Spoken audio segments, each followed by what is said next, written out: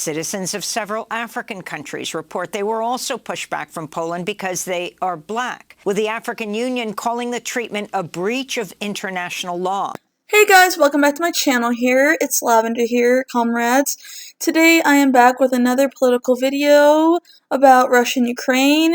Today I decided to make a video because I've been seeing this go around. Today I decided to make a video about why I stand with Russia and not Ukraine. A deep dive into my opinion and why I think the way I think. So let's get started into this video, but before I do, I have my reasons for standing with Russia. Let me do a disclaimer first, so people don't get confused. Number one, first of all, yes, I know Russia is a capitalist state. A lot of people in the world literally still think that Russia is a communist, like Soviet Union. It's not. Number two, I am not a fan of Putin. I'm not pro-Putin. He's a clown because he said communism doesn't work. I'm not even a fan of Putin. But the media and news are doing the same thing they did to the DPRK, aka Kim Jong-un. They're calling him insane and not mentally well, just like they did with Kim Jong-un. The West does this anti-Russia and anti-communism propaganda to make it seem like anyone that defies the US imperialists and NATO are insane and evil. So let's get started in this video. So yeah, my reasons for not supporting Ukraine. The war in Ukraine did not happen overnight. That is the truth.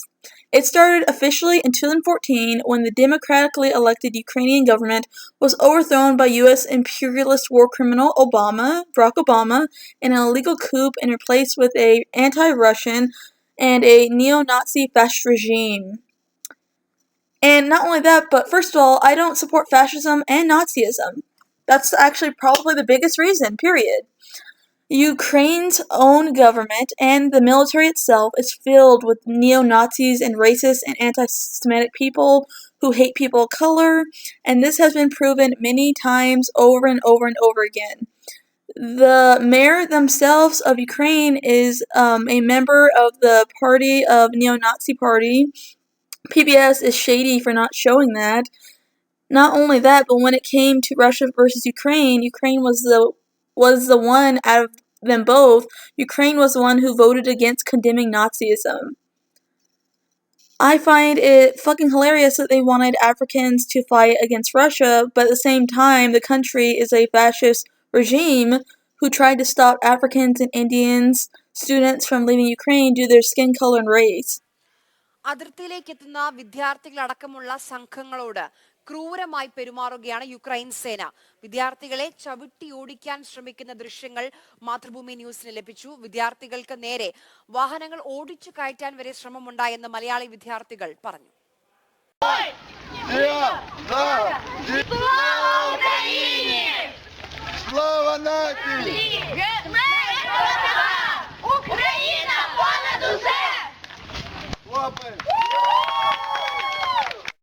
Слава Україні! Героям слава! Слава нації! Смерть ворогам! Україна! Понад усе! Революція! Революція!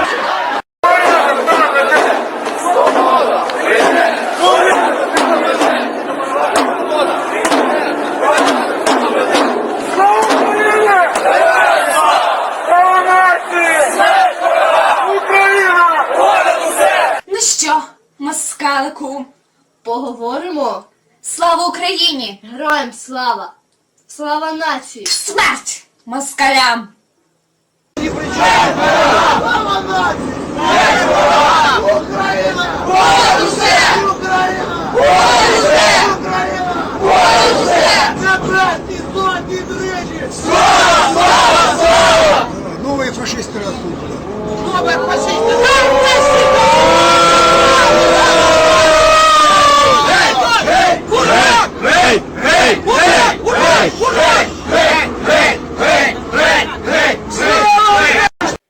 എൻ്റെ പേര് Angel.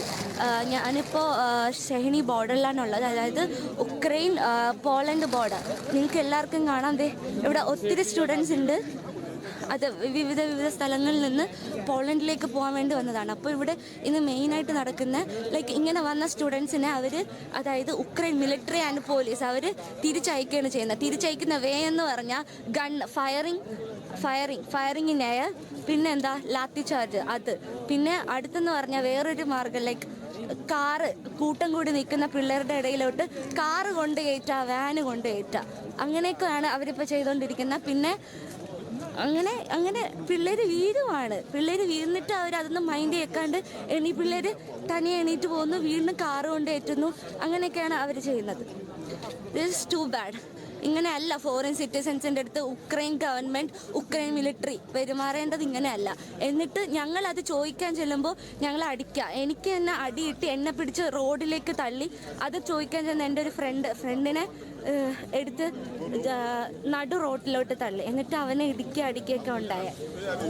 ഇങ്ങനെയല്ല ഞങ്ങൾ help പ്രതീക്ഷിക്കുന്നത്. Okay.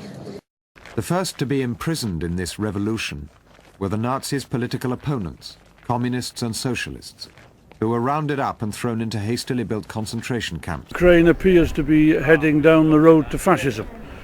Fascism invariably begins with the suppression of communist parties, with the serious erosion of democratic rights, and with attacks on free trade unionism. And we're seeing all of those things in Ukraine today.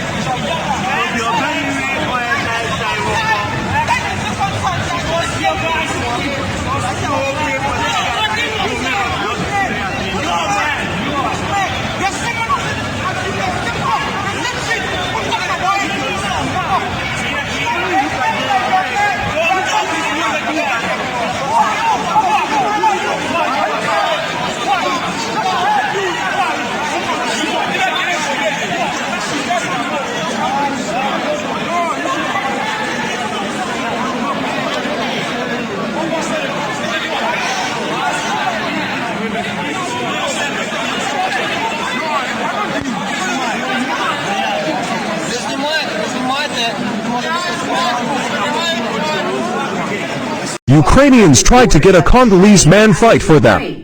He refused. They even told us we are going to give you guns and you're going to fight for Ukraine. I said, hi, we're going to fight for Ukraine? We are not Ukrainian. We are black. So how can we fight for Ukraine? If we fight for Ukraine, we are going to die first because we are black. When they will say, oh, look at those black people, I think they are from NATO. So we have to kill them first. So how could they think that way? Come on. Ukraine.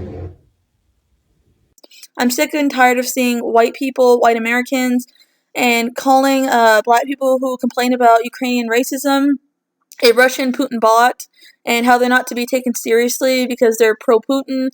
That just makes them and people who think like that a piece of shit. Number 2, I don't support NATO, period.